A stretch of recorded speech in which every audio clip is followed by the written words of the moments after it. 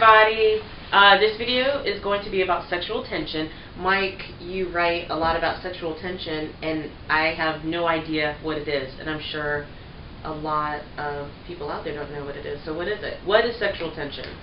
Well, sexual tension's been it's a little bit of a new thing to me as well, because I've kind of stumbled onto the concept trying to explain how attraction works. And what I realized, it just popped into my head one day, and it all came about. It all fell into place. And sexual tension is basically why you're attracted to somebody, why you want to sleep with somebody, and it's also why relationships kind of crumble, because you lose that sexual tension. So are you saying you need sexual tension before you're even attracted to someone? I'm saying that attraction cannot exist without tension of some sort. Okay, so what is that tension? This tension can show up in many ways, and like, for example, like you have tension between your best friend and you, and the reason why you have tension is because your best friend is offering something to you. Yeah.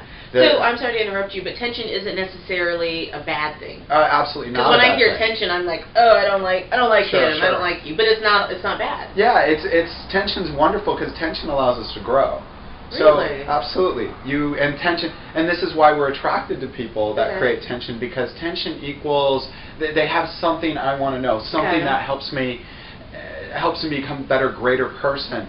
So you were saying about the best friend example. Okay, so back to the best friend example.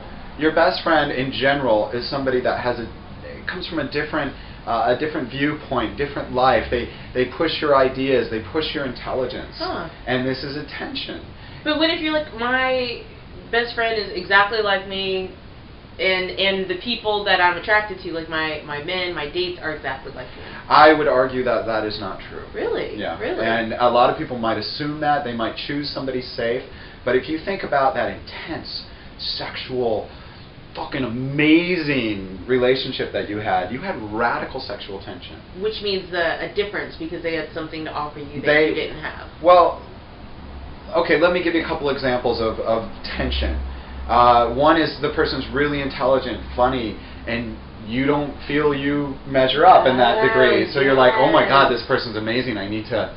Okay. Like, to use me for example, I'm very attracted to smart, geeky guys. Sure. So that's why. Sure. Because I'm like all fun and playful, and so there's that tension because they're super intelligent. Yes, absolutely. And you're drawn to it because it's something that you want to get better at. Everybody wants to be a whole person. Everybody wants to be rounded. And what this means is that everyone wants to come in the directions that they're most afraid of. So, for example, you have let's say you have a very analytical guy. He's going to be very attracted to a very fluid, organic girl because he wants to be a whole person. And that fluid, organic girl who can't balance her checkbook. Do people still use checkbooks? I think you're supposed to. I don't balance mine. She's going to want to come his direction because he gives her a sense of order. And she wants to be a whole person too. This is a level of tension. Well, let's get into... Oh my God, that makes so much sense. Does that make sense? So this is why I am super attracted to like nerdy, geeky, button-up guys for the most part. Yeah, because it makes you a whole person. Well, and they're attracted to me because I'm all like... Yeah, you're organic. You're somebody that is emotional, flows. And that's what's missing in So them. it's the puzzle pieces fitting together. And this is what's creating more of a whole person. But how do you know that you have that tension with someone right off the bat? Oh, you know right off the bat. Because it's natural. You immediately know. You meet somebody and right away you feel a little bit of a flare, and you're like, ooh, what is it about this person? But unfortunately, and this is where negative tension comes into play. Negative tension can give you the same feeling. Okay, so what's negative tension? Okay. We talked about positive tension. What's negative? Let's lay this down really quick. There are kind of 4 different aspects of sexual tension. You have, and these are mine, by the way. Don't you copy them? These this is in the I book, made them right? up. This is in. No, it's not. It's not in the book. Didn't you write a post on this? I wrote a post on this, but this is a little bit beyond the spectrum of the book. So I thought that's why we're making a video on it.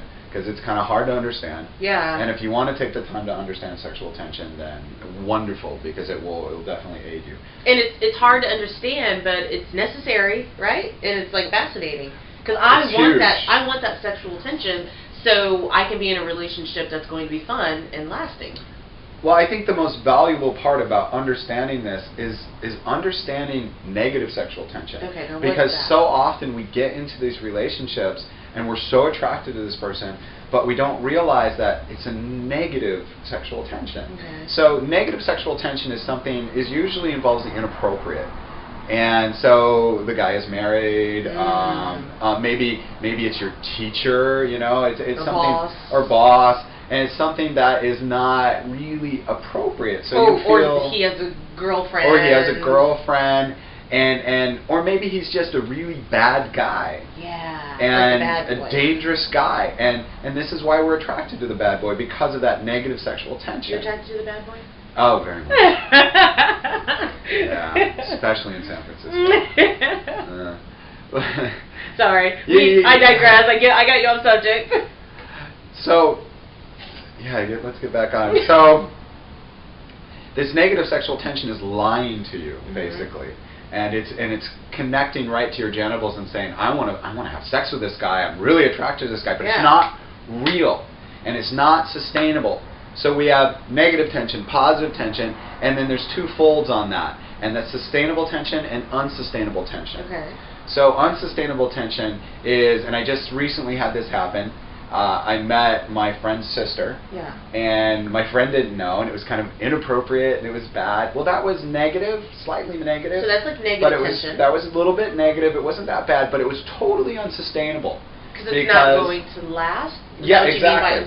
Because the second I'm going to sleep with her, all of a sudden I burst the bubble of that tension. Wow. And then the next day I'm like, I went there.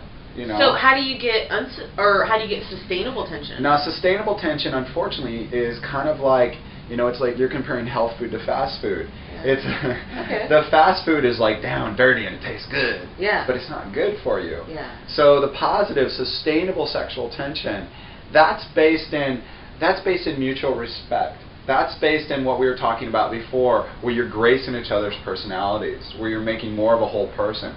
It's not as nitty-gritty, raw sexual, but it's so good and it's so pleasurable. And sometimes when you have that amazing respect for somebody, and you're like, wow, you blow my mind.